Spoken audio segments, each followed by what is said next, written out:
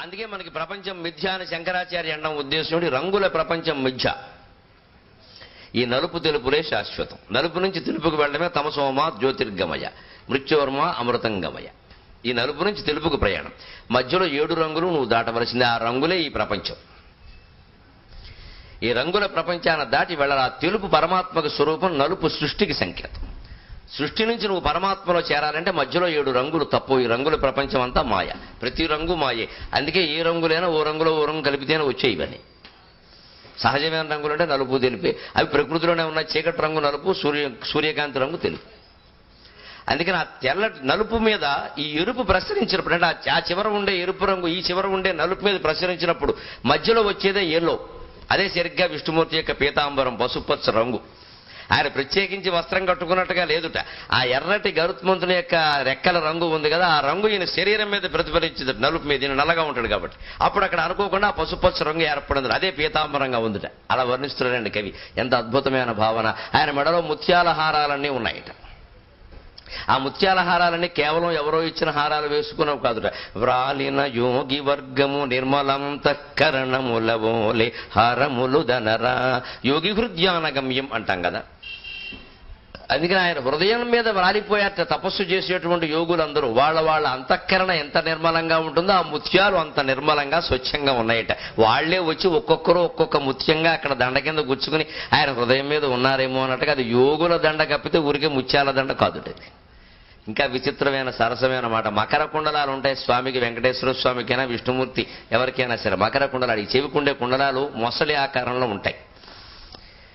మొసలి ఆకారంలో ఎందుకున్న పైగా ఊగుతూ ఉంటాయి. గరుత్మంతుని మీద వచ్చాడు కదా దర్శనం ఇవ్వడానికి. వెంకటేశ్వర స్వామిలో నిలబడలేడు కదా, నిలబడితే ఊగవు, కదిలితే ఊగుతాయిగా. అందుకని గరుత్మంతుని మీద వచ్చాడు. వచ్చేసరికి మరి ఊగుతున్నాయి రెక్కల వేగానికి. కాస్త కారు ఆగినప్పుడు కొంచెం ఊగుతుంది కదా, మరి గరుత్మంతుడు ఆగినా ఈయన ఊగుతున్నాడు కొద్దిగా. ఈ కుండలాలు ఊగుతున్నాయి. ఆ ఊగుతుంటే అనిపిస్తుందట ఆ మకరములు ఎక్కడ పడి సిరికి పుట్టింటి నెచ్చెలుల ఊట. అది చిలిపి చమత్కారం. లక్ష్మీదేవికి ఈ మొసళ్ళన్నీ కూడా చిన్ననాటి ఫ్రెండ్స్. ఎందుకని ఆవిడ సముద్రంలో పుట్టింది, ఈ మొసళ్ళు కూడా అక్కడే పుట్టాయి కదా.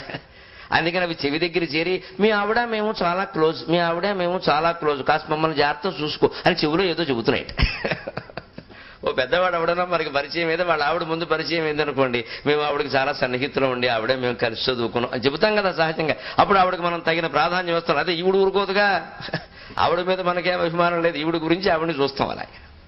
అందుకని అలాగా మీ లక్ష్మీదేవి మేము కలిసి ఓ చోట పుట్టాం, ఓ బెంచి ఒక కంచంలో తిన్నాం, ఓ మంచంలో పడుకున్నాం. పెళ్ళి అయిన తర్వాత మర్చిపోయింది నాయన, గొప్ప ఆవిడ అయిపోయింది కదా మరి నీ ఇలాంటి వాడిని చేసుకుంది అని సిరికి పుట్టింటి నెచ్చెలులూట మనవికి దాసెన మకర కుండలముల మర. ఏదో చెబుదామని ఆయన చెవి దగ్గర చెవినట్టుగా మకర కుండలాలు ఇలా ఇలా ఇలా ఊగుతున్నాయట. ఇంతకంటే కూడా అద్భుతమైన భావన ఏమిటంటే ఆయన 4 భుజాలతో ఉన్నాడు. 4 భుజాలు కల్పవృక్షపు శాఖల్లా ఉన్నాయి. బానే ఉంది. కానీ ఈ భుజాలలో శంఖ చక్రాలు ఉంటాయి. అవి ఎలా సరిపెడతాం? ఈ చేతిలో శంఖం ఉంటుంది కుడి చేతిలో, ఎడమ చేతిలో చక్రం ఉంటుంది. కుడి చేతిలో చక్రం ఉంటుంది, ఇలా వేయాలి కదా మరి. ఎడమ చేతిలో శంఖం ఉంటుంది. అవి ఎలా చెబుతావు? దానికి కూడా అందమైన భావన ఏం చేస్తున్నట్టే కవి. శ్రిత శితఛద వాచ్యాభిగత పరాగవలయ మండిత కల్పశాఖలుయనంగా. కల్పవృక్షపు కొమ్మల మీద ఒక తెల్ల హంస వచ్చి వాలిందిట. ఆ వాలిన హంస ఆయన చేతిలో శంఖంట. ఆ హంస ఎలా ఉంటుందో శంఖం అలాగే ఉంటుందిగా. ఆ చెయ్యి కల్పవృక్షపు కొమ్మ అయినప్పుడు దాని మీద వాలిన హంస ఆయన చేతిలో శంఖం అవుదండి. మరి చక్రం ఏమిటండి? చక్రం ఇలా గుండ్రంగా తిరుగుతూ ఉంటుంది. పసుపచ్చని ధార కనబడుతుంది కదా. ఆ ధార ఏమిటంటే కల్పవృక్షాల పువ్వులు ఉంటాయి కదా, ఆ పువ్వుల్లోంచి పుప్పుడు ఇలా రేగిందిట. అక్కడ గాలికి ఆ పుప్పుడు ఇలా గుండ్రంగా తిరుగుతుంది, పసుపచ్చని పుప్పుడు ఇలా. అది చక్రధారట. శ్రిత శితఛద వాచ్యాభిగత పరాగవలయ మండిత కల్పశాఖలుయనంగా శంఖ చక్రాంచితోరుహస్తములు దనరా. శంఖము చక్రము మొదలైన వాటితో శోభితమైన హస్తములు ప్రకాశిస్తూ ఉండగా తోచె కమలేక్షణుండు చతుర్భుజుండు. కర్దమ ప్రజాపతి యొక్క తపస్సు ఫలించి అది ఉగ్రాచార దైత్యేంద్ర తపస్సు కాదు, హిరణ్యకశ్యపుడు తపస్సు లాంటిది కాదు. అందుకే పిచ్చి పిచ్చి వరాలు కోరడు ఈయన భాష చాలా సక్రమంగా ఉంటుంది. పోతన గారు తప్పుడు సమాసాలు వెయ్యడు కావాలని. ఎందుకంటే ఒక ప్రజాపతి మహత్తరమైన సంకల్పంతో కపిలుడు లాంటి వాడు పుట్టడం కోసం చేస్తున్న తపస్సు. అందుకని శ్రీ మహావిష్ణువు దర్శనమీయగానే ఆయన వరం కోరాడు. స్వామి, మోక్షం కోసం నేను నిన్ను అర్థించదలుచుకున్నాను, కానీ నా మనస్సుకి ఇంకా ధర్మార్థ కామాలు పూర్తిగా అర్థం కాలేదు. ఆ మాట అర్థం చేసుకోండి. మోక్షం కోసమే నిన్ను ప్రార్థించాలి. ఈ పనికిమాలిన ప్రయోజనాల కోసం నిన్ను ప్రార్థించడం ఏమిటి? కానీ నా మనస్సుకి ఇంకా ధర్మార్థ కామాల యొక్క తత్వం పూర్తిగా అర్థం కాలేదు. అర్థం కాకుండా నేను మోక్షం ప్రయత్నం చేస్తే తప్పటడుగు వేస్తాను ఖచ్చితంగా. ఇప్పుడు అందరం గుర్తుపెట్టుకోవలసిన విషయం, లోకంలో పేరు సంపాదించడం కోసం అందరూ సన్యాసం, అందరూ స్వామీజీ, అందరూ ఓ కాషాయం, అందరూ ఓ కమండలం. కానీ మన సంస్కృతి ఏం చెప్పిందంటే, ఎంత గొప్పది ఉన్నతమైందంటే, ఆయన తపస్సు ఉందో లేదో, ఆయన ఎటువంటి వాడో నీకు అనవసరం, కాషాయ దండ మాత్రేణ యతి పూజ్యో న సంశయ, ఓ నమస్కారం పెట్టే గొడవ లేదన్నారు. అంతే. ఆయనలో దోషం ఉంటే ఆయనది, మనకు సంబంధం. ఇంకా ఇప్పుడు ఆలోచించి దండాలు పెట్టాలంటే మనం పెట్టలేమండి. ఇంకా అలా మంచి వాళ్ళని కూడా పోగొట్టుకుంటాం. ఎందుకని వాళ్ళ నియమాలన్నీ పాటించారా లేదా, సక్రమంగా ఉన్నారా లేదా, వాళ్ళకి సంబంధించిన విషయం అది. మన వరకు ఒక వేద పండితుడు కనిపించాడు, నమస్కారం, బ్రహ్మస్వరూపుడు, అంతే, తిరుగులేదు. ఇంకా ఒక సన్యాసి కనిపించాడు, నమస్కారం, పరమహంస పరివ్రాజకాచార్య మీకు నమస్కారం, ఆయన బైరాగి అయినా సరే మనకు అనవసరం. అందుకని ఓ నమస్కారం పెట్టి అందులో ఆయనలో ఏమైనా తేడా ఉందో ఆయన చూసుకుంటాడు, మనకెందుకది, మనకు ఆ విమర్శ దేనికి? అందుకని అటువంటి సన్యాసం నాకు స్వీకరించాలనే ఉంది, కానీ ధర్మార్థ కామాలు పూర్తిగా అర్థం కాలేదు స్వామి. అందుకని మీ దయ మీరు ఏం చేస్తారో అన్నాడు. ఎప్పుడు భారం భగవంతుడి మీద పెట్టేస్తే ఆయన చూసుకుంటాడు మొత్తం. మనం అలా కాకుండా ఊరికే మళ్ళీ కొంత మన మీద పెట్టుకుని ఇది ఒక్కటి మీరు చేయండి మిగిలింది నేను చూసుకుంటా అంటే ఇక అలాగే ఉంటుంది. మా మేనమామ చెవిలో వెంట్రుకలు మొలిపించి మిగిలింది నేను చూసుకుంటా అన్నట్టు వెనకడుకోకు. సరే, శివుడు సొమ్మేం పోయింది, ఆయన మొలిపించాడు. ఎంతకీ ఎందుకు కోరాడు వీడు? ఈ మేనమామ ఒక కూతురు ఉంది, ఆ కూతురు వీడిని ప్రేమించి పెళ్లి చేసుకోవాలి, అది లొంగట్లేదు వీడికి. సరే, దానికి అది కోరచ్చు, అది కాదట, వాడికి డబ్బు కూడా కావాలి. ఎవరికైనా చెవులో వెంట్రుకలు బాగా దట్టంగా ఉంటే ఐశ్వర్యం పడుతుందని ఒక నమ్మకం ఉంది. పెంచుకుని కూర్చోకండి, వెంట్రుకలు పెరుగుతాయి, ఐశ్వర్యం ఉండదు, అదో నమ్మకం. చెవులో వెంట్రుకలు దట్టంగా ఉన్నా, బొడ్డు లోతుగా ఉన్నా వాడి దగ్గర డబ్బులు బాగా ఉంటాయని ఓ నమ్మకం చెప్పారు. ఏదో మాట్లాడాల వచ్చింది. అందుకే ఈ చెవులో వెంట్రుకలు మొలిపించి మా మేనమావ కన్నట్టు ఇంత చేసి 10 ఏళ్ళు తపస్సు చేసి శివుడు కనపడితే ఆయనకి చెప్పిన పని ఇది. ఎందుకంటే వాడికి వెంట్రుకలు మొలిపిస్తే వాడికి డబ్బు వస్తుంది, వాడికి ఒక్కతే కూతురు, కొడుకులు లేరు, వీడికి ఇచ్చి పెళ్లి చేస్తాడు, తద్వారా ఆ డబ్బు వీడికి వస్తుంది. తద్వారా డబ్బు కూడా ఎందుకు, అదేదో నువ్వు కోరుకోవచ్చు కదా. పోనీ ఆ చెవులో వెంట్రుకలేవు నీ చెవులో అని అడగచ్చు కదా, కర్మ అంటే అదే. అదేదో నేరుగా నా చెవులో అనొచ్చు కదా. ఈ డొంక తిరుగుడు అంటే వరాలు కోరడం కూడా తెలియదు కొంతమందికి, అంతే. అలాంటి వరాలు కోరకుండా భారాన్ని భగవంతుడి మీద పెట్టాడు. నువ్వు చూసుకో స్వామి, నా మనస్తత్వం అయితే ఇది, నాకు మోక్షం కావాలి. విష్ణుమూర్తి కనపడిన తర్వాత మళ్ళీ ఏమిటో ఊరికి మామూలు ఎలా అడుగుతా ఉండే విషయాలు. అందుకని మాకు మోక్షం కావాలి. కానీ నా మనస్సుకి ఇంకా ధర్మార్థ కామాల తత్వం పూర్తిగా అర్థం కాలేదు. అందుకని మీరు చూడండి అంటే అప్పుడు ఆయన నాకు వదిలేసావు కదా భారం, నేను చూసుకుంటా, రేపే నీ దగ్గరికి స్వయంభువ మనువు తన కుమార్తెతో సహా వస్తాడు. ఆ కుమార్తె పేరు దేవహూతి, దివ్యాంశ సంభూతురాలు ఆ అమ్మాయి, నీకు భార్య కాదగిన మనిషి. అంచేత నీకోసం పుట్టింది, నువ్వు మోక్షం అని కూర్చుంటే అలాగా. నాకు తెలుసు నీకు మోక్షం ఎప్పుడు అయ్యాలో, కంగారు పడకు, ఏమీ బాధ లేదు, నేను చూసుకుంటాను, నాకు అప్పగించావు కదా. రేపే నీ దగ్గరికి ఆయన వస్తాడు. ఆయన కూతురు నువ్వు పెళ్లి చేసుకో, కావాలంటే నీ షరతులేవో నీ పద్ధతులేవో చెప్పేసి, తప్పేం లేదు, చెప్పేసి చేసుకో హాయి. నీకు 9 మంది అమ్మాయిలు కలుగుతారు, ఆ పైన కుమారుడు కలుగుతాడు. ఆ పైన కుమారుడు కలగడం కాదయ్యా, నేనే స్వయంగా నీ కుమారుడుగా పుట్టబోతున్నా అన్నాడు. కర్దమ ప్రజాపతి యొక్క ఆనందం చూడండి. ఆయన చివరిలో ఆయన పుడతాడంటే 9 మందిని ఏం కర్మ, 90 మందిని భరిస్తాం. రవీంద్రనాథ్ ఠాగూర్ తన కుటుంబంలో 14వ వాటే నోబెల్ బహుమతి తీసుకొచ్చాడు భారతదేశానికి, వాళ్ళ అమ్మగారికి కూడాను. అంచేది 13 మందిని ఆవిడ పెంచాలా మరి. ఆపరేషన్ చేయించుకుంటే మనకు నోబెల్ బహుమతి వచ్చేది కాదు. 2-3 తర్వాత ఆపరేషన్ చేయించుకుంటే ఏముంది, వచ్చేది కాదు. అలాగని ఏమో తర్వాత ఎవడో ఇప్పుడంటే కుదరదు, అప్పుడు అలా ఉండేది ప్రపంచం అది. ఇప్పుడు ఎంత తొందరగా ముగిస్తే అంత మనకు నోబెల్ బహుమతి వాళ్ళు ఎవరో పుట్టరు, అనుమానం లేదు. మనకి జేబు కొట్టే గ్యాంగే పుడతారు. అందుకని మనలాంటి వాడు ఎంత తొందరగా ఆపరేషన్ చేసుకుంటే అంత మంచిది. కర్దమ ప్రజాపతి వేరు, కర్దమం అంటే బురద అని అర్థం, మనం బురద ప్రజాపతులు, ఆయనకు అర్థం నిజంగానే. అందుకని 9 మంది అమ్మాయిల తర్వాత నీ గర్భాన నేనే పుట్టబడుతున్నానయ్యా, నీ కుమారుడు కానీ, ఇంతకంటే నీకేం కావాలి. చాలా సంతోషం స్వామి అని సాష్టాంగ దండ ప్రణామ నమస్కారాలు చేసి ఆ విష్ణు దర్శనంతో ఆనంద బిందువులు రాల్చాట కర్దముడు. ఆ రకంగా ఏర్పడిందే బిందు సరోవరం అంటారు, అదొక పుణ్యక్షేత్రం. బిందు సరోవరం అని అదొక పుణ్యక్షేత్రం. కర్దముడు విష్ణు దర్శనంతో కలిగిన ఆనంద బిందువులు రాల్చగా ఏర్పడిన సరోవరమే ఆనంద బిందు సరోవరం. అది పలుకుబడిలో ఆనందం పోయింది, బిందువులు మిగిలాయి, అందుకని బిందు సరోవరము అన్నారు. అలాంటి వరాన్ని పొంది ఆనందంగా ఉన్నాడైనా. మర్నాడు సరిగ్గా ఈయన చెప్పినట్టుగానే స్వయంభువ మనువు దేవహూతి అనే అమ్మాయికి వివాహం చేయాలని నిశ్చయించుకుని దేశాలు తిరుగుతున్నాడు. అప్పుడు అమ్మాయిలు ఉన్నవాళ్ళు అలా చేసేవారు. ఎక్కడ అబ్బాయి నచ్చితే వాళ్ళకి ఇచ్చేవారు. అప్పుడు అబ్బాయి తల్లిదండ్రులను కబురు చేసేవారు, అబ్బాయి ఇంటి దగ్గరే పెళ్లి చేసేవారు. అప్పుడు అదే ఆచారం. తర్వాత మారింది. అందుకని ఆ అమ్మాయిని తీసుకుని ఇక్కడికి వచ్చి ఈయన అడిగాడు, నీకు ఇచ్చి పెళ్లి చేయదలుచుకున్నాను అబ్బాయి, దేవతలందరిలో నువ్వు చాలా గొప్పవాడు, బ్రహ్మమానస సంకల్పం వల్ల పుట్టావు, నువ్వు అర్ధమ ప్రజాపతి, నువ్వు మా అమ్మాయిని చేసుకోవాలి అంటే ఈయన వెంటనే ఆ మోక్షం కాంక్షోడు మనసులో ఉంది కదా, ఇది దిగడం అంటే దిగాడు కానీ విష్ణుమూర్తి చెప్పాడు కాబట్టి మనస్సు ఎక్కడికి పోతుంది మరి, అందుకని చెప్పేశాడు వ్యవహారం మొహమాటం లేకుండా. నేను ముందే చెబుతున్నాను మీ అమ్మాయిని నేను చేసుకుంటా అంటూ ఆయన యొక్క దివ్యశక్తి ఎటువంటిది అంటే ఆ అమ్మాయి గురించి ఆయన ఏదో చెబుతున్నట్టు, మా అమ్మాయి అలాంటిది మీరు చెబుతారు కదా, ఇవి ఏం తెలిసినా తెలియకపోయినా చెబుతారు. దశరథుడు విశ్వామిత్రుని వెనక రామలక్ష్మణులను పంపిస్తున్నట్టు, వాళ్ళకి అప్పటికి 13 ఏళ్ళు, ఈయనకు 70 ఏళ్ళు 80 ఏళ్ళు ఉన్నాయి, పోనీ 1000 ఏళ్ళు కాకపోయినా 70-80 అనుకుందాం సరదే. ఆ విశ్వామిత్రుడితో అంటున్నట్ట, మా అమ్మ పాడేది ఆ పాట ఎప్పుడు, వీడి అన్నం పెట్టవయ్యా మునివర, వెన్నబువ్వ పెట్టవయ్యా మునివర, ఎన్నడూ ఏ మెరుగరయ్యా మునివర, అడవులకు తోలేది ఎట్లా మునివర అని పాడేట. వీడన్నం పెడతాడండి అడవుల్లో ఎవడనా, వెన్నబువ్వట ఏకంగా అడవుల్లో వెన్న ఎక్కడ దొరుకుతుంది, సున్నం దొరికితే గొప్ప. ఈ పాట మా అమ్మ పాడుతుంటే ఆశ్చర్యపోయి, ఇది ఎక్కడ పాట నా పైకి పోవడానికి 1 నెలల ముందు పాడింది ఈ పాట, ఇది ఎక్కడ పాట, నీకు తవ్విన కొద్దీ వస్తున్నాయి పాటలని, 90 ఏళ్ళలో ఎప్పుడు పాడలా, మన ఎప్పుడో పాడింది, నీకు తవ్విన కొద్దీ వస్తున్నాయి, ఉందిరా మా చిన్నతనంలోనే చెప్పారు అంటే ఇది. దశరథుడు ఏడుపుడు, వేడి అన్నం పెట్టవయ్యా మునివర, వెన్నబువ్వా పుట్టివయ్య పెట్టవయ్యా మునివర, ఎన్నడూ కష్టములు ఎరుగరు మునివర అని, ఎన్నడూ కష్టాలు ఎరగరా. తండ్రి ప్రేమ అలాగే ఉంటుంది, తల్లి కంటే అన్యాయంగా మాట్లాడుతున్నాడు దశరథుడు. విశ్వామిత్రుడు అందుకని పెడతాను వేడి అన్నమే శుభ్రంగా క్యాటరింగ్ తెప్పించి పెడతా, మళ్ళీ పంపించి ముందు అన్నట్టే, లేక వదులుతాడా, వేడన్నం వెన్న అడవుల్లో ఎక్కడ దొరుకుతాయండి. అది వాళ్ళు పెట్టినా పెట్టకపోయినా మన ప్రేమ కొద్దీ మనం చెప్పేస్తాం లెక్క అది. అందుకని ఇక్కడ కూడా మా అమ్మాయి ఎలాంటిదండి, మా దేవభూతిని అలాగే చాలా జాగ్రత్తగా పెంచు. కొంతమంది చెబుతుండే చూడండి, పని పాట కూడా సరిగ్గా తెలవండి అంటే, పని పాట లేకుండా పెంచే అమ్మాయిని నన్ను ఎత్తిమికి పెడదామని ఇక్కడ కూర్చోబెట్టి అలా పెంచకూడదు, అలాంటి మాటలు చెప్పకూడదు అసలు.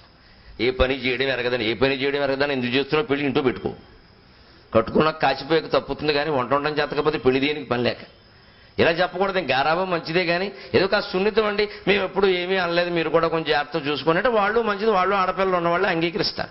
అందుకని దేవభూతి గురించి చెబుతుంటే ఈయన వెంటనే, ఇంకా చెప్పకయ్యా ఆ అమ్మాయి గురించి నాకు తెలుసునయ్యా, ఏడాది క్రితమే ఈ అమ్మాయిని చూసి విశ్వావసువు అనే గంధర్వుడు మోహపడ్డాడు, కానీ ఈ అమ్మాయి లొంగలేదు, ఈ అమ్మాయి ఎటువంటిదో నాకు తెలుసు, ఇచ్చేసి వెళ్ళిపోమన్నట్టు ఆయన. అది కర్దముడి యొక్క దివ్య దృష్టి. ఆశ్చర్యపోయాడు మావగారు, వీడిళ్ళు బంగారంగా చేసుకుపోయే అమ్మాయి గురించి ఇన్ని విషయాలు తెలుసునా, మనం ఏమీ తెలియక చేసేసుకున్నాం, గోతులో పడ్డాం అందరం, ఆడ మొగ అందరూ కూడా. ఇలా దివ్య దృష్టి మనకుంటే ఈ పాటి ఇప్పటి వరకు పెళ్ళయ్యేది కాదు, ఎందుకంటే ఎవరో నచ్చరు దివ్య దృష్టితో, అదో ఇబ్బంది. ఏ దృష్టి లేకపోతే ఎవరినో ఒకళ్ళు చేసేసుకుంటారు, దివ్య దృష్టి ఉన్నవాడికి పెళ్ళి అవ్వదు. అంచేత అవేవో మనకి లేవని ఎప్పుడు బాధపడక్కలా, మనకున్నవి మనకి చాలు, మనకున్నవి వాళ్ళకి లేవు. అందుకని ఆయన దివ్య దృష్టితో చూసి ఒక్కసారి అన్నట్టు, ఈ అమ్మాయిని చూసి విశ్వావసం అనే గంధర్వుడు మోజుపడ్డాడయ్యా, గంధర్వుడు మోజుపడినా అమ్మాయి లొంగలేదు, నా కోసం ఉంది, నాకు తెలుసు, నువ్వు ఇచ్చేసి వెళ్ళిపోలేడు. కానీ ఒక్క షరతు, సంతానం కలగ్గానే నేను సన్యాసం పుచ్చుకుంటాను, ముందే చెబుతాను. ఈ 9, 1 లెక్కలు చెప్పలేదండి, అది దాచేసాడు లోపల ఆయన. ఎందుకంటే ఆ దేవుడు మాట దేవుడని, జీవుడు మాట జీవుడుకుంటుంది. ఇక్కడ ఈయన తొందరగా వెళ్ళిపోదాం చూస్తున్నాడు సంసారం నుంచి, ఆయన అన్నాడు కాబట్టి చేసుకున్నాడు. అందుకని షరతు ఏం పెట్టాడు అంటే, 9 మందిని 1ని ఏం చెప్పాలా, విష్ణువు పుడతాడు ఇవేం చెప్పాలా అసలు. సంతానం కలిగిన వెంటనే నేను సన్యాసం పుచ్చుకుంటాను, మళ్ళీ తర్వాత నన్ను అనొద్దు, నేను ముందే చెబుతున్నాను, నేను సంతానం కోసమే చెబుతున్నాను. అరయన్ వంశము నిల్పనే కదా వివాహము, దానికి మీరు అంగీకరిస్తున్నారు కదా, సంతానం కలిగే వరకు నేను ఉంటాను, సంతానం కలిగిన ఉత్తరక్షణ నేను వెళ్ళిపోతాను అంటే ఇదేమిటి అని అమ్మాయి కేసు చూశాట. ఆ అమ్మాయి ఎంత జ్ఞానం కలిగి ఉన్నదో కానీ తక్షణం ఒప్పుకుంది, మీరు అనండి నాన్నగారు ఏం పర్వాలేదు. అటువంటి మహానుభావుడు దొరకడమే అబ్బురం అసలు. అంతటి విష్ణు భక్తుడు, అంతటి ప్రజాపతి దొరకడమే అబ్బురం. అంచేత మీరు అనండి, ఆడవాళ్ళకి తెలుసు ఆ శాఖయజ్ఞ చేయాలని, వాడు సన్యాసం పుచ్చుకోకుండా ఎలా చేయాలో, వెంటనే సన్యాసం పుచ్చుకునేలా అలా చేయాలో రెండూ తెలుసు. అనుమానం ఇది వాడికి మామూలుగా లెక్కలేదు, అది చేయగలరు ఇది చేయగలరు, అనుమానం ఉంది. ఒక ఆయనకి పాపం ఊరికే బాధగా ఉండి వాళ్ళ సాయంత్రం సంధ్యావందనం చేసుకున్నాక సంధ్యావందనం అయిపోయింది, గాయత్రి జపం ఖాళీగా ఉండడం ఎందుకని ఇంకాస్త 108 బదులు సహస్రం చేస్తున్నాడు. వాళ్ళ ఆవిడ వచ్చింది పక్కనే, వచ్చి వాళ్ళ తమ్ముడికి పెళ్ళి అప్పటికే 1 ఏడాది అయింది. ఏమిటోనండి మా తమ్ముడికి పెళ్ళి 1 ఏడాది అవ్వలేదు, 6 నెలలుగా వాడు అస్తమాను కాశీకి పోతా సన్యాసం పుచ్చుకుంటా అంటున్నాడు, ఓసారి మీరు పిలిపించి చెప్పండి అంటే ఈయన అన్నట్ట జపం ఆపేసి ఎన్నిసార్లు అన్నాడు ఇప్పటికన్నట్ట, రోజు అండమేనట్టు. అలా అన్నవాడు ఎప్పటికీ వెళ్ళడు, నువ్వేం కంగారు పడకన్నట్టు. లేదండి చంపేస్తున్నాడు ఏమిటాను, మీరు చెప్తే వినరు, మీకు అసలు మా కుటుంబం అంటే గెట్టదు, ఏం పట్టించుకోరు, ఎంతసేపు మీ గొడవలే, మా తమ్ముడు వెళ్ళిపోతాట, మా తమ్ముడు వెళ్ళేవాడు చెప్పడే, చెప్పేవాడు వెళ్ళడే, నువ్వు కూర్చో అన్నట్టే. అదేమిటంటే ఎంతే వెళ్ళేవాడు అదా చెప్పడా అందుడు, అవును చెప్పడు అని చెప్పి ఆయన లేచి ఆ దండం మీద ఆ లేత ఎరుపు రంగు గుడ్డ ఒకటి ఉందో అది అందుకో అన్నట్టు. ఈ ఇల్లాలకి తెలియదు ఎందుకో అందుకుంది ఆవిడ. అంతే ఆ గుడ్డ కట్టుకున్నాడు, ఈ గుడ్డ తీశాడు, టాటా అన్నాడు, వెళ్ళాడు. వీడు వెళ్ళిపోయాడు సన్యాసం పుచ్చుకొని. ఎందుకంటే ఈవిడ చంపుతోంది సంధ్యావందనం కూడా చేయించుకుండా మా తమ్ముడు అని. అందుకని వాడికి అది ఇప్పుడు తమ్ముడు సంసారం మాటలు కూడా మన సంసారం కూలింది ముందు. వెళ్ళేవాడు చెప్పడంటే ఇదే, వెళ్ళిపోతున్నాడు, నీ చావు నువ్వు చావమని చెప్పాడు. నాకు విరక్తి వచ్చింది ఇంకా అంతే లెక్క. అందుకని ఆయన చెప్పలేదు, దాచేసాడు విషయాన్ని. సంతానం కలిగిన వెంటనే సన్యాసం అన్నాడు. ఆవిడ అంగీకరించింది ఆశ్చర్యకరంగా. చాలు అసలు ఆ మహర్షితో నేను ఏడాది సంతానం అంటే ఒక్క సంతానమైనా కలగాలి కదా, ఏడాది పడుతుంది కదా, చాలు ఏడాది చాలు. హంసలా 6 నెలలు కాకిలా 6 నెలలు బతకక్కల, హంసలా 6 నెలలు బతికితే చాలు కాకిలా కలకాలం కంటే. అటువంటి మహర్షి భార్యని చెప్పుకున్నది ఏడాది చాలు, కానివ్వండి తర్వాత చూసుకుందాం, నాకు తెలుసు మిగిలినవన్నీ అంది ఆవిడ. ఆవిడ నేర్పడిన ఆత్మవిశ్వాసం అది. ఒప్పుకుని సంతోషంగా ఇద్దరికి వివాహం చేశారు చాలా ఆనందంగా. తర్వాత ఆవిడ తన రూపం చేత గుణాల చేత ఆ మహర్షిని ఆకర్షించింది. అదే మనం నేర్చుకోవలసిన విషయం. ముఖ్యంగా కొత్తగా పెళ్లి చేసుకున్న వాళ్ళు వెంటనే ఏడాది 2 ఏళ్లలోగా పడవలసిన జాగ్రత్తలు ఏమిటి అంటే రామాయణంలో చెబుతాడు బాలకాండలో, అది ఇక్కడ కూడా మనం అన్వయించుకోవాలి. ప్రియాతు సీతారామస్య దారా పితృకృతాయది, ప్రియాతు సీతారామస్య దారా పితృకృతాయది, గుణాద్రూపగుణాచాపి ప్రీతిర్భూయోభివర్ధత. పెళ్ళైన తర్వాత ఏటేటా నెల నెల రోజు రోజుకి సీత మీద రాముడికి ప్రేమ పెరుగుతోంది. ఇతోధికంగా అంటే ఇదివరకు కంటే ఎక్కువ అని అర్థం. చందాలు ఇచ్చారు ఇప్పుడు వాడతారు, సాయం చేసిన ఇతోధికంగా సాయం. మొదటిసారి చందా ఇచ్చిన వాడిని ఇతోధికంగా అనకూడదు, అజ్ఞానం. మళ్ళీ రెండోసారి ఇచ్చినప్పుడు ఇదివరకు కంటే ఎక్కువ ఇస్తే ఇతోధికంగా అనాలి. ఇతోధికంగా అంటే ఇతహ అధికంగా, ఇదివరకు కంటే అధికంగా అని అర్థం. అలా ఇస్తేనే అనాలి. ఇవ్వడమే రూపాయి ఇస్తే ఇతోధికం ఏమిటి, అది వాడకూడదు. భాష తెలియకుండా వాడేడు. వెనకటి కూడా ఓ లేడీ డాక్టర్ గారికి సన్మానం చేస్తే కాకినాడలో ఒకడు వాటాడుతున్నాడు, ఈవిడ పుంభావ సరస్వతి అన్నాడు. ఇదేం కర్మ అనుకున్నాను నేను. ఆవిడ రచయిత్రి కూడాను ఏవో నవల్లో నాటకాలు ఏవో రాసింది. పేషెంట్ లేనప్పుడు ఏదో ఒకటి రాస్తారు కదా, కాలక్షేపాన్ని, దానికే ఉంది, ఏదో రాసింది 4 కథలు. అందుకని ఆవిడకి సన్మానం చేసి పుంభావ సరస్వతి అన్నాడు. నేను స్టేజీ దిగాక ఇదేం మాటరా ఆడావిడిని పట్టుకుని పుంభావ, ఆడావిడిని అనకూడదండి, అదేదో గొప్ప మాట కదా అని వాడేశాను అన్నాడు. పురుషుణ్ణి సరస్వతి స్వరూపంగా మనం భావిస్తే పుంభావ సరస్వతి అని, సరస్వతి స్త్రీ కాబట్టి ఈయన పురుషుడు కాబట్టి ఈయన మనం సరస్వతిగా భావిస్తున్నాం కాబట్టి పుంభావ సరస్వతి. స్త్రీ అయితే సాక్షాత్ సరస్వతి అనొచ్చు, మళ్ళీ పుంభావ నపుంసక భావ ఎందుకు ఇక్కడ? మనకి భాష తెలిస్తే కదా, వాళ్ళు వాడారు మనం వాడేయడం అంతే. అలాగే ఉంటుంది మన చాతుర్యం. అందుకని ఆవిడ నేర్పు ఏముందో అలా ఆగింది. అక్కడ చూడండి సరిగ్గా సీతాదేవి గుణాద్రూప గుణాచాపి, ముందు తన గుణాలతో ఆకర్షించింది రాముణ్ణి. సీత ఎంత సేవ చేస్తోంది, ఎంత చురుగ్గా ఉంది అంటే పొద్దున్నే అలారం పెట్టి సెల్ ఫోన్ పెట్టి భార్యను లేపాల్సిన కర్మ రాముడికి లేదు, ఆవిడ ముందే లేచి. ఇప్పుడు అలాంటి ఉద్యోగాలు కూడా తయారయ్యాయి మనకి. వారిని వీరు లేపుతారో వీరిని వారు లేపుతారో, ఇద్దరిని కలిపి విజయ డైరీ వాడు లేపుతాడో తెలియదు మనకి. ఇద్దరిని వాడు లేపుతాడు. ఈ మధ్యలో పేపర్ వాడు లేపడు, వాడు వేసిపోతాడు. విజయ డైరీ వాడు లేపుతాడు. ఒక్కోసారి కింద పాల ప్యాకెట్ పడిపోతే మళ్ళీ తీసుకోక వాడు వెయ్యలేదంటాం, ఇదో గొడవ ఇప్పుడు. అందుకని వాడు తెచ్చినట్టు లేపెడతాడు. అలాంటి కర్మలు వచ్చాయి, అది లేదు. ముందు సీత లేచేది, తయారయ్యేది. రాముడు లేచే సమయానికే శుభ్రంగా హాయిగా మొత్తం బొట్టెట్టేసుకుని హాయిగా ఉండేది ఆవిడ. అటువంటి గుణాల చేత ఒకటి రూపేచ లక్ష్మి అన్నారు. ఆ రూపం చేత కూడా, రూపం పట్ల ఆకర్షణ కూడా స్త్రీ పురుషులు ఆ పెళ్ళైనటువంటి కొత్తలో 5 ఏళ్ల పాటు దాని పట్ల శ్రద్ధ చేయాలి. బాగా ఎంత వయస్సు వచ్చినా చేయాలి. మాసిపోయిన లుంగి కట్టు కూర్చోమని ఎవడు చెప్పడం. కాస్త అంచుండే పంచి కట్టుకో, శుభ్రంగా అందంగా ఉండు, ఆనందంగా ఉండు. ఆవిడికి నచ్చే పంచి కట్టుకో, వీలైతే ఏం కట్టుకుంటే ఏమని మాట్లాడక. ఆవిడకి నచ్చే బట్టలు ఈయన ధరించాలి, ఈయనకి నచ్చే బట్టలు ఆవిడ ధరించాలి. అప్పుడే సంసారం బాగుంటుంది. 50 ఏళ్ళు వచ్చినా 70 ఏళ్ళు వచ్చినా పూర్వం వాళ్ళు ఆనందంగా ఉండేవారు. అందుకే ఉండేవారు. మనకి 40 ఏళ్లకే విరక్తులు ఎందుకు వస్తున్నాయంటే చేసుకున్న ఆవిడ మీద విరక్తి, ఎవడి మీదో రక్తి, 2 చెడతాయి వ్యవహారాలు. ఇక్కడ ఉండవలసిన శృంగారం ఉండదు. ఇక్కడేమో విరక్తి వైరాగ్యం, అక్కడేమో లేనిపోయిన శృంగారాలు, వెకిలి పలకరింపులను. అది ఎలాగో కలిసి రాదు, ఉన్న కేసు పోయింది అనవసరంగా. ఇంట్లో చెవాట్లు దెబ్బలాట్లు మొదలయ్యాయి. ఇక్కడ ఎందుకు వచ్చిన గొడవ? అందుకని మన సాహిత్యం చెబుతున్న మాట, సంస్కృతి చెబుతున్న మాట, సంసారాన్ని కాపాడుకోవాలంటే గుణములు తర్వాత రూపం కూడా ముఖ్యమే. నీ రూపాన్ని వీలైనంత అందంగా నువ్వు కాపాడుకో. ఎందుకు ఎడ్డు మొహం వేసి కూర్చోవడం, అస్తమానం మొహం కడుక్కోమంటే కడుక్కోవాలంతే. ఏం కడుక్కోవడం ఎందుకు? బయటికి ఎడుతున్నావా? బయటికి ఎడితేనే కడుక్కుంటావా? ఇంటూ ఉంటే కడుక్కుని కూర్చోకూడదు, శుభ్రంగా మొహం కడుక్కుని కూర్చోకూడదు. సాయంత్రం అయ్యేసరికి ఈ భావన ఉంటే అన్ని సంవత్సరాలు బాగుంటాయి. ఈ రకంగానండి ఆవిడ ఉండి మహర్షి యొక్క మనస్సుని అలరించింది. అలరించినప్పుడు సరిగ్గా భర్తను ఎప్పుడు కోరాలో తెలుసును కదా, అప్పుడు కోరింది. ఏమండి మీతోటి నాకు సర్వవిధ శృంగార భోగాలు అనుభవించాలని ఉంది, దేశాలు తిరగాలని ఉంది. అలాంటి స్థితిలో భార్య అడిగిన మాటని ఎవడు కాదంటాడండి? ఎంత ప్రజాపతి అయితే మాత్రం, ఎంత తపస్సు అయితే మాత్రం, ఎంత వారలైనా కాంతదాసులైన త్యాగరాజస్వామి సైతం అన్నాడు, ఊరికే అన్నాడా? అందుకని ఆయన నువ్వు కోరడం నేను తీర్చకపోవడమునా అని ఆయన తపస్సు ఉపయోగించి వెంటనే పుష్పక విమానం అంత విమానం సృష్టించాడు. ఎక్కువ అందులో ఎక్కమన్నాడు. ఆ ఎక్కే ముందు అక్కడ ఉండే ఒక దివ్య సరస్సులో స్నానం చేయమన్నాడు. ఆవిడ స్నానం చేసి వచ్చింది, వస్త్రధారణ చేసింది. ఆవిడతో పాటు ఒక 1000 మంది దాసీలు వచ్చారు అక్కడి నుంచి. ఆయన సృష్టి అండి, ఒక తపస్సు అంత గొప్పది. ఏ ప్రపంచం కావాలంటే ఆ ప్రపంచాన్ని ఋషి అయినవాడు అప్పటికప్పుడు సృష్టించగలడు. తపస్సులో ఉండే గొప్పతనం అది. అందుకే ఋషులు అనగానే విరక్తులు గడ్డాలు పెంచు కూర్చుంటారు అనుకోండి. వాళ్ళకి కావలసిన భోగాలన్నీ వాళ్ళు సృష్టించుకోగలరు. వాళ్ళకి అక్కర్లేదు కాబట్టి ఊరుకున్నారు. అన్నీ చేసుకోగలరు వాళ్ళు, కానీ వాళ్ళకి అక్కర్లేదు. అందుకని ఆయన 1000 మంది దాసీలను సృష్టించాడు, విమానం ఎక్కించాడు, వికిరింపజేస్తున్నారు. ఆనందంగా దేశాలన్నీ తిరుగుతున్నారు ఇద్దరు దంపతులను. అలాగా 9 ఏళ్లు తిరిగారండి ఏకంగా విహారయాత్రలు. ఆవిడ కోరికలన్నీ తీర్చాడు ఆయన. 9 ఏళ్లలో 9 మంది కన్యలు పుట్టారు. ఈ మహర్షి సన్యాసం మాట మర్చిపోయి విమానం ఎక్కేకి ఇంకేముంది?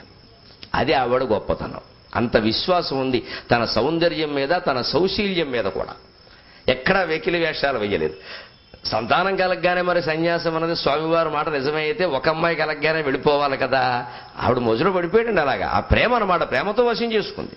అందుకని తప్పు, ఆ అమ్మాయికి అన్యాయం చేయదు, ఆ అమ్మాయికి అన్యాయం చేయదు. ఆ అమ్మాయికి తీరవలసిన కోరికలన్నీ సంపూర్ణంగా తీరాలి. ఆ విహారయాత్రలు అవ్వాలి, ఆ విమానాలు అవ్వాలి, ఆ వైభవాలు అవ్వాలి, ఆ దాసదాసీ జనాలు అవ్వాలి. నేనేదో మునిపెళ్ళాన్ని గోచిగుట్టు కట్టుకున్న వాళ్ళు చేసుకున్నానని ఎప్పుడు అనుకోకూడదు. మహారాజు భార్యకుండే వైభవాలన్నీ నా భార్యకు పట్టాలి. ఆవిడకు సంతోషంగా ఎప్పటికైనా ఆవిడే విరక్తి తెచ్చుకుని ఇంక అక్కర్లేదనేటే మానేద్దాం, అది ఎవడో చూపిద్దాం అని ఆ కర్దమ ప్రజాపతి ఆ తపశ్శక్తి అంతా ఉపయోగించి అపూర్వమైన విమానాన్ని సృష్టించి దాసదాసీలను సృష్టించి 9 సంవత్సరాల పాటు ఆ విమానంలో అత్యద్భుతమైనటువంటి తీర్థయాత్రలు, హనీమూన్, మినీమూన్ అన్నీ అయ్యేసరికి 9 మంది మూన్ అయింది. ఇక్కడ కళ, శ్రద్ధ, ఖ్యాతి, శాంతి, గతి, క్రియ, అరుంధతి, అనసూయ, హవిర్భువు అనేటువంటి 9 మంది అమ్మాయిలు వారికి జన్మించారు. ఇందులో అరుంధతి, అనసూయ మనకి బాగా తెలుసు. ఆ 9 మంది అమ్మాయిలు పెరిగి పెద్దవాళ్ళు అయ్యాక అప్పుడు ఈయన ఒక్క మాట అన్నాడు. నేను చెప్పాను సంతానం కలిగిన వెంటనే సన్యాసం అని. నువ్వేదో ఆనందంగా ఉంటే అంత ఆనంద స్థితిలో నీకు దుర్వార్త చెప్పలేక వియోగాన్ని నువ్వు తట్టుకోలేవు నాకు తెలుసు, అందుకని ఆగాను. కానీ ఇంకా ధర్మం కాదు, లేకపోతే నేను వ్యామోహంలో పడిపోయినట్టు లెక్క. అందుకని నాకు నువ్వు అనుమతి ఇమ్మన్నాడు. మన సంప్రదాయం గొప్పదనం గమనించండి. సన్యాసం పుచ్చుకోవాలనే తీవ్ర విరక్తి ఎంత ఉన్నా తల్లి బతుకుంటే తల్లి అనుమతి తీసుకోవాలి. తండ్రి కంటే కూడా తల్లి ముఖ్యం. తండ్రి కంటే కూడా తల్లి ముఖ్యం. ఎందుకంటే తల్లి లేకపోతే తండ్రిని ఎవరో ఒకరు చూస్తారు. తండ్రి లేకపోతే తల్లి వితంతు అవుతుంది, అనాథ అవుతుంది. ఆ తల్లి బాధ్యత మనదే పూర్తిగా, పూర్వకాలపు వ్యవస్థ ప్రకారం. అందుకని తల్లికి ఒక వ్యవస్థ కల్పించకుండా ఆవిడ అనుమతి లేకుండా సన్యాసం పుచ్చుకోకూడదు. అందుకే మాయ చేసేనే శంకరాచార్య స్వామి తల్లి అనుమతి పొందే వెళ్ళారు. అందుకని ఎగ్గొట్టి వెళ్ళిపోలేదు, కనబోటు లేదని ప్రకటన ఇవ్వలేదు ఆవిడ. ఏదో మొసలో మాయో ఏదో ఒకటి చేసి మొత్తం మీద ఆ ముసలావిడ మాయలో పడేసి వెళ్ళాడు. కానీ ఆయన ధర్మం ఆయన నిర్వర్తించాడు. ఆవిడ ఎప్పుడు రమ్మంటే వచ్చాడు, చేయవలసిన సేవ చేశాడు. అంత్యకాలంలో ముఖ్యంగా దగ్గరున్నాడు. ఆయన ఆ లోపం ఏం చేయాలి కాబట్టి జగద్గురుత్వం పట్టింది. తల్లి మనస్సు బాధపడితే పట్టదు కదండి. అందుకని ఈయన కూడా నేను నీ అనుమతి తీసుకుంటున్నాను, అందుకని నన్ను అనుమతించమంటే అప్పుడు అంది ఖచ్చితంగా బాగానే ఉంది మీరు వెళ్ళి. ఇప్పుడు లాజిక్ అండి, ఇంతవరకు శృంగారం సరసంతో ఆపింది మనిషిని. ఇక ఆవిడకి అర్థమైంది ఇక దీనికి లొంగడైన ఎదిగిపోయాడు బాగా. ఎందుకంటే 9 ఏళ్ల పాటు అన్ని భోగాలు ఆవిడ అనుభవించింది, ఆయన అనుభవించాడు. ఇక సంతృప్తి పడ్డారు ఇద్దరికి. ఇప్పుడు ఊరికే ఆ భోగాల గురించి చెబితే ఇంకా మోజు ఉండదు, అనవసరం. ఇంకా ఇప్పుడు ప్రేమతో ఆపాలి మనిషిని సరిగ్గా. ఒక వయస్సు వచ్చాక 40 ఏళ్ళు దాటాకండి దంపతుల మధ్య ఉండవలసింది ఆ ప్రేమరసం, కామరసం కాదు. దాన్నే ఉత్తర రామచరిత్రలో భవభూతి అద్భుతంగా చెబుతాడు. రాముడు ఒళ్ళో సీత పడుకుని ఉందుట. రావణాసుర సంహారం అయ్యాక, పట్టాభిషేకం అయ్యాక, తర్వాత వనవిహారం చేస్తున్నారు. అయోధ్యకి వెళ్ళిపోయి రాముడు రాజు అయిపోయాక, ఆ రాజు అయ్యాక ఒకసారి సీతాదేవిని అలా వనవిహారానికి తీసుకెడితే ఆ కాస్త దూరం నడిచేసరికి అమ్మవారు అలసిపోయి నేను పడుకుంటానది. ఈ మహానుభావుడు మళ్ళీ దొరకడు ఆఫీస్కి వెడితే అందుకోసం, అంతకంటే వెళ్ళారు. అందుకని ఆయన ఒళ్ళు ఆవిడ పడుకునుందుట ఆ రామచంద్రమూర్తి ఆవిడ శిరస్సు మీద ఇలా చెయ్యి వేసి ఆ జుట్టులో వేళ్లు పెట్టి నిమురుతూ ఒక అద్భుతమైన శ్లోకం చెబుతాడు దంపతుల ప్రేమ గురించి. అద్వైతం సుఖ దుఃఖయోరనుగతం సర్వాస్వస్థాసు, అద్వైతం సుఖ దుఃఖయోః అనుగతం సర్వాస్వస్థాసు, యద్విశ్రామో హృదయస్య యత్ర జరసాయస్మిన్నహర్యో రసః, యద్విశ్రామో హృదయస్య యత్ర జరసాయస్మిన్నహర్యో రసః, కాలేన ఆవరణాత్యయాత్ పరిణతే యత్ప్రేమసారే స్థితం, కాలేన ఆవరణాత్యయాత్ పరిణతే యత్ప్రేమసారే స్థితం, భద్రం తస్య సుమానుషస్య, భద్రం తస్య సుమానుషస్య కథమప్యేకం హి తత్ప్రార్థ్యతే, అద్వైతం సుఖ దుఃఖయోః. సుఖంలోనూ దుఃఖంలోనూ కూడా అద్వైత స్థితిలో ఉండాలి దంపతులు. నీ సుఖమే నా సుఖం, నీ దుఃఖమే నా దుఃఖం. ఇది మనస్సులో ఉంటే సరిపోదు, భార్యతో అంటూ ఉండాలి ఈ మాట. స్త్రీ ఆ వ్యక్తీకరణ కోరుతుంది. అవ్యక్తమైనటువంటి జగత్తు పరమాత్మ, వ్యక్తమైన జగత్తు పార్వతీదేవి. అవ్యక్తాద్వ్యక్త ఎస్సర్వే అంటారే భగవద్గీతలో, మళ్ళీ అవ్యక్తంలో కలుస్తాయి. ఆ అవ్యక్తమే శ్రీకృష్ణ పరమాత్మ, వ్యక్తమైనదే రాధాదేవి, అవ్యక్తమే శ్రీమన్నారాయణమూర్తి, వ్యక్తమైనదే లక్ష్మీదేవి, అవ్యక్తమే పరమేశ్వరుడు, వ్యక్తమైనదే పార్వతీదేవి. అందుకని ఆ వ్యక్తీకరణని స్త్రీ కోరుకుంటుంది. ప్రేమిస్తున్నాగా రోజూ చెప్పాలా అనకూడదు. రోజూ తింటున్నావుగా రోజూ చెప్పు, అంతే. ఓ మాట మాట్లాడితే ఏం పోయింది చెప్పచ్చుగా అంటారు. రోజూ చెప్పాలా, రోజూ ఫోన్ చేయాలా, కుదరదు. రోజు టైం పెట్టుకుని చేయాల్సింది. అనుభవం మీద చెబుతున్నాం, ఎంత దూరంలో ఉన్నా సరే. పొద్దున్న ఒకసారి, మధ్యాహ్నం ఒకసారి, సాయంత్రం ఒకసారి చేసేస్తే మనం తిన్నగానే ఉన్నామని వాళ్ళు అనుకుంటారు. మనం ఉంటామా మనకు తెలుసు.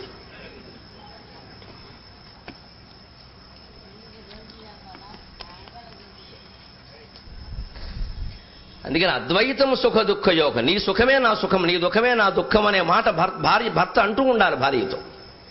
అలాగే అనుగతం సర్వాస్వస్థాసు. ఇప్పుడు చెప్పుకోవలసిన మాట అంటే మన పత్రికల్లో మీరు చదువుంటారు. భర్తకి బదిలీ అయింది గుజరాత్కి, భార్య హైదరాబాద్లో ఉంది. నేను రాను, నీ చావు నువ్వు చావమని చెప్పింది.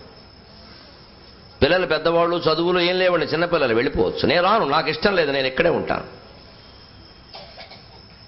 ఆ భర్త కోర్టులో కేసేసాడు విడాకుల కోసం. నా భార్య నాతో రానుంటుందంటే నాకు విడాకులు ఇప్పించండి, నేనేం చేయను అన్నాడు. ఏమైపోతుందండి పిల్ల, చిన్నపిల్ల, భార్యకు ఆలోచన లేదు. భర్త అడగడంలో తప్పేలేదు. ఉద్యోగం ట్రాన్స్ఫర్ అయితే వెళ్ళరండి. ఏదో ఆవిడ ఆర్గ్యుమెంట్ ఆవిడ చేస్తుంటే చివరి కోర్టు వాళ్ళు కల్పించుకుని హైకోర్టు జడ్జి ఏం చెప్పారంటే, సీతాదేవిని గుర్తు తెచ్చుకోవమ్మా ఓసారి అన్నాడు ఆయన. ఒళ్ళు మండిపోయానికి. ఆయన వెడుతుంటే వనవాసానికి కూడా వెళ్ళిందమ్మా, నువ్వు గుజరాత్ వెళ్ళడానికి ఏదో కొంపలు అంటుకున్నట్టు బాధపడుతున్నావు. ఇక్కడ ఏమి నీకు ఇక్కడ పని, నాకేం పని లేదు, నాకు ఇష్టం లేదు అంటే ఈవిడ ఇష్టాలను బట్టే ఉద్యోగాలు ఉంటాయండి? అలా మాట్లాడచ్చు అసలు? ఎక్కడ గోతులోకి రమ్మనట్లేదు, అరణ్యవాసం ఏం లేదు, రాజ్యం ఏం వదిలేదు. ఆ ఉద్యోగం ప్రమోషన్ మీద వచ్చిన ఉద్యోగం, నేను ఇప్పే వెళ్ళడానికి. అలా తయారయ్యారు. ఏం మా స్వేచ్ఛ, మా హక్కు, మా ఇష్టం, మేము వెళ్ళాం, ఉంటే ఉంటుంది, సంసారం పోతే పోవచ్చు. అసలు పెళ్ళిళ్ళు జరిపేటప్పుడే విచిత్రంగా ఆ చేసుకోమ్మా, తర్వాత కుదరకపోతే తర్వాత చూడొచ్చు అనే తీరుగా మాట్లాడుతున్నారండి.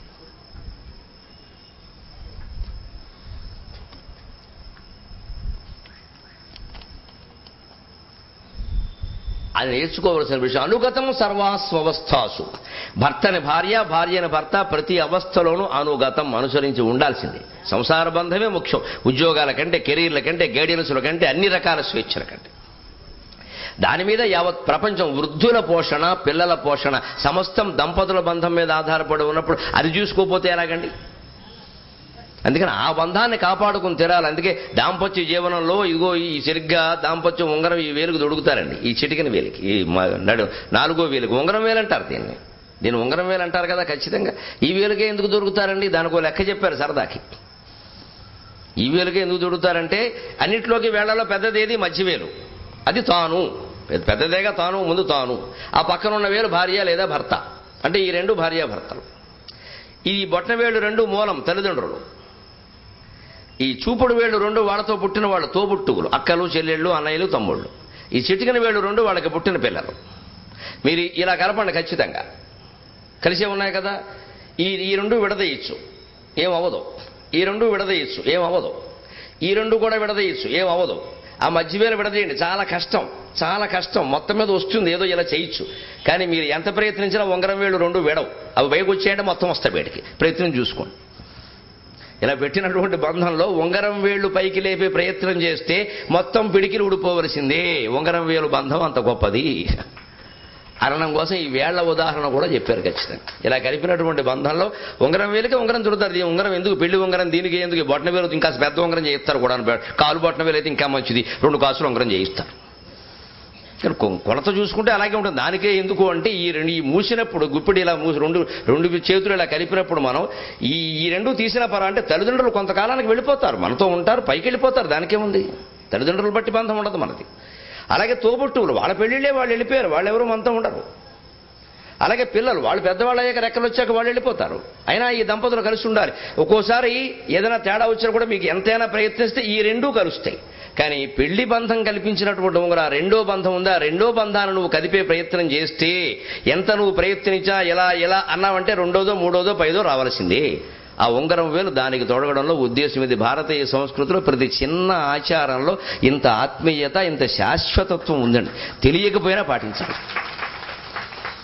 అందుకే పిల్లలు ఎవరును పెద్దవాళ్ళు చెబుతుంటే అది ఇది అని లాజిక్ అడగద్దు, ముందు పాటించేయండి. లాజిక్ ఎప్పుడో తెలుస్తుంది. ఎందుకంటే చాలా మందికి తెలియదు, ఎవరు చెప్తారు.